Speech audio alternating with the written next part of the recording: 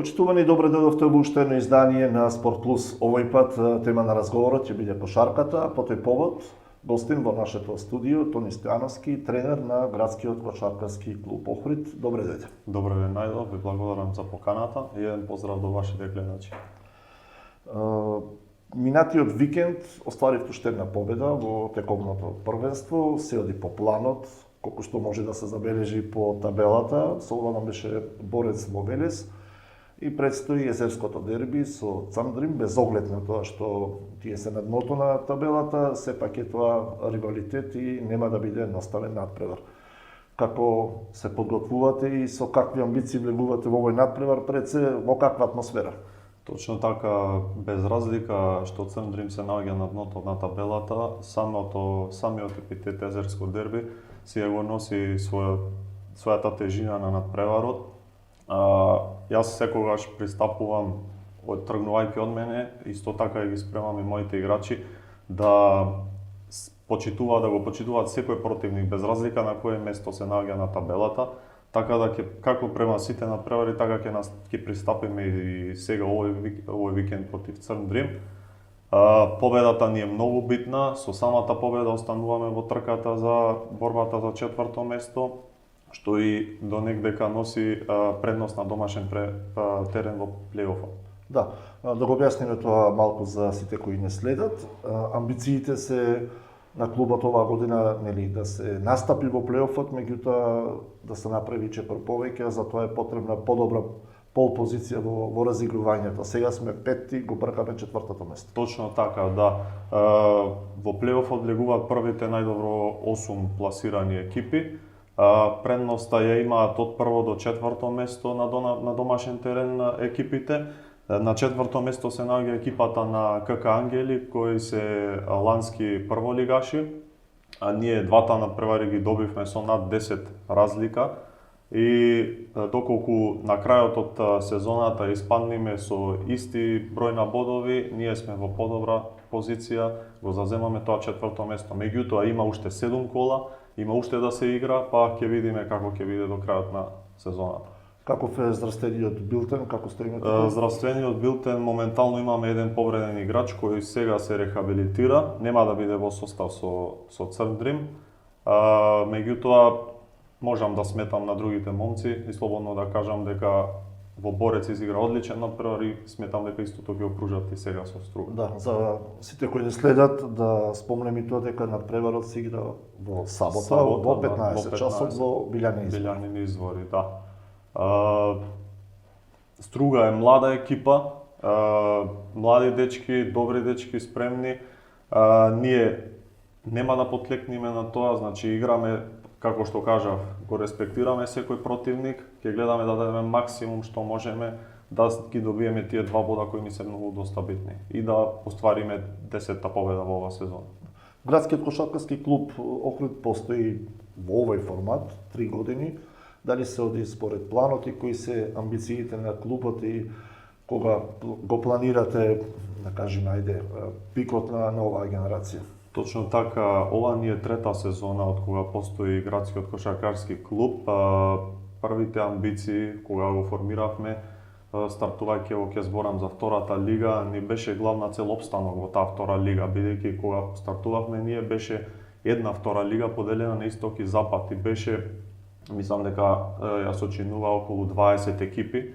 Од тие 20 екипи ние завршивме на 9-то место. Пак ќе кажам, тогаш беа само охридски деца, немавме ниту еден странец. Ланската сезона исто беше опстанок, плейофот иако ни избега за меѓусебен дуел, да кажеме.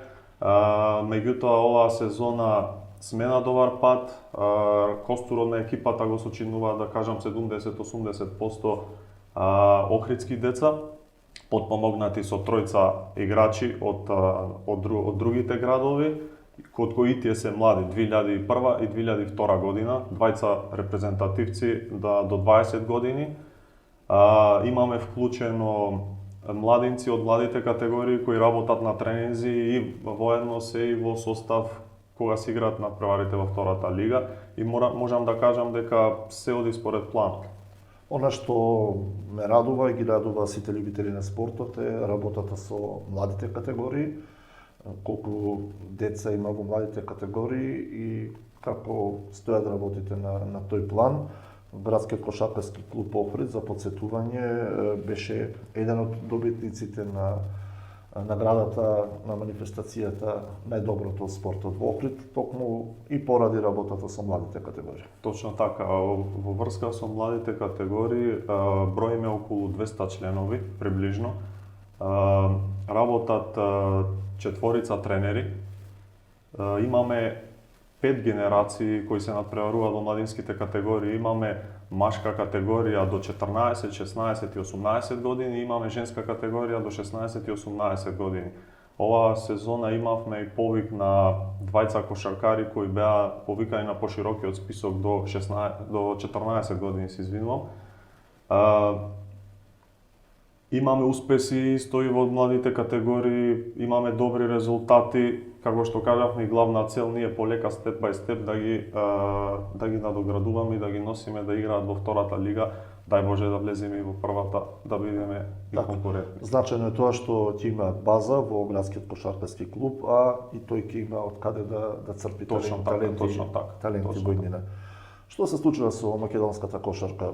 Ајде малку да се оддалечиме од како Охрид, како стојат работите сега по на историска 2011 и Европското првенство, еден фантастичен успех кој веројатно тешко дека ќе биде во догледна иднина барем достижен. Наместо да прогресира, кошарката кај нас отиде во надолна линија. На што се должи тоа според вас? Точно така, секој успех, како што кажуваме ние тренерите, многу тешко да се повтори. Како што знаеме, играме пред квалификации за Европско првенство. Токму денеска во 18 часот играме против Словачка. Може би клучен надпревар. Клучен надпревар, да, ни треба победа за да од тие предквалификации влеземе во едно ниво погоре во тие квалификации, за да играме поквалитетни надпревари со поквалитетни екипи и репрезентации.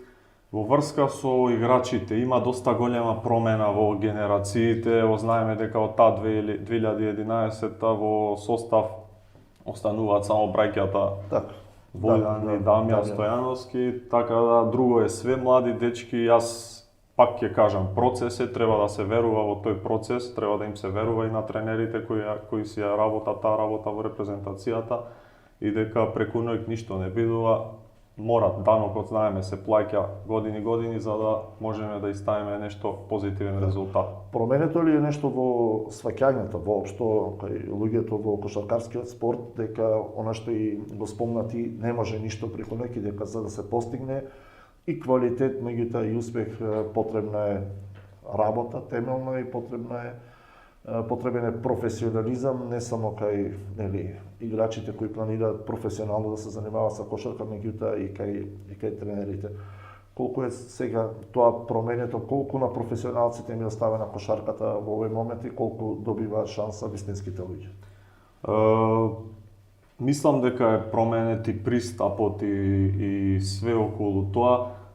Мислам дека без разлика за кој клуб да играат, да кажам, најдобрите играчи од Македонија, кога ќе се работи за репрезентација, мислам дека тој повик треба да се одработи, да се остане доследен на репрезентацијата, бидејќи знаеме преку спортот се афирмираме својата држава, да градиме добри резултати и мислам дека сме на добар пат. Да, нема подобар амбасадор од спортот, апсолутно. Спомнавте дека има неколку играчи од младите категории кои се на поширокиот репрезентативен список. Може ли да откриеме од она што го гледате од работата со младите категории, има ли некој бисер во ГК Охрид? Искрено да, во генерацијата до 14 години има 2-3 дечина каде што се гледа одма одскок во тие, да кажам, природна селекција, кога ќе се стават сите да работат, одма се гледа природна селекција кој може да оди напред, кој може да стагнира, меѓутоа наша работа е од прв до последен да ги мотивираме и да ги фокусираме, да ги успееме да ги задржиме да се занимаваат со спорт. Има 2-3 дечина кои се и според висина, и според гледам интелигенција, како ги сваќаат работите, можам да кажам дека има се одвојуваат. Тоа сигурно може и треба да радува. И уште пред самиот крај едно прашање како организацијски функционира ГКК Охрид оваа сезона воопшто, колку сте задоволни од поддршката која ја добивате нели од градот, меѓутоа и од општествено одговорни компании кои го помагаат спортот. Точно така, да испратам една голема благодарност до локалната самоуправа, до општина Охрид, кој несебично дава поддршка на нашиот клуб, не само на нашиот клуб, туку и општо на сите спортови во Охрид. Тоа нам многу ни значи и да испратам исто така благодарност до сите спонзори, физички лица кои придонесуваат за нашиот раст и развој и се надевам дека тоа што го даваат несебично еден ден ќе се врати за доброто на градот. Апсолутно, тоа е и целта. Пред крајот порака до гледачите пред надпреварот со Струга оваа сабота. Мојата порака би била, без разлика дали е прва, втора, трета лига, дали е фудбал, кошарка, ракомет, небитно, ако се има слободно време, апелирам да е присуството на надпреварите што поголемо, бидејќи нам многу ни значи поддршката која имаме на трибините. Дали се 100, 200, 300 гледачи или полна сала, тоа нам многу ни значи. Така да секој надпревар, јас дали е младинска категорија, дали е сениорска категорија, апелирам да биде посетен добро, бидејќи нас многу ни значи тоа. Покана до сите љубители на кошарката, на спортот. Ова сабота во 15 часот во салата Билјанини избори ГКК Охрид против Цандрим, езерско дерби во рамките на втората лига. И во одјавата уште информација за спортската програма која е богата овој викенд во Охрид од 14 часот, втора лига фудбал на Билјанини избори се среќаваат Охрид и Вардар. Попладнето од 18 часот младиот тим на ГРК Охрид се среќава со колегите од Струга, уште едно езерско дерби, овој пат во младинска конкуренција. Во недела градскиот дракометен клуб Охрид гостува во Кавадарци против Тиквеш. Станески благодарам уште еднаш што беше гостин во Спорт Плюс, посакувам успех во престојниот надпревар и во преостанатите 7 кола да стигнете до посакуваното 4-то место и подобра позиција во разигрувањето. Ви благодарам и нас на поканата, се најдобро за оваа редакција и што давате поддршка на спортот во Охрид. Секогаш за спортот и за спортистите во Охрид, а вам почитувани ви благодарам на вниманието, останете и понатаму информирани, следете го Охрид Ньюс, следете ги спортските актуелности во Спорт Плюс на нашиот портал и на социјалните мрежи. Пријатно!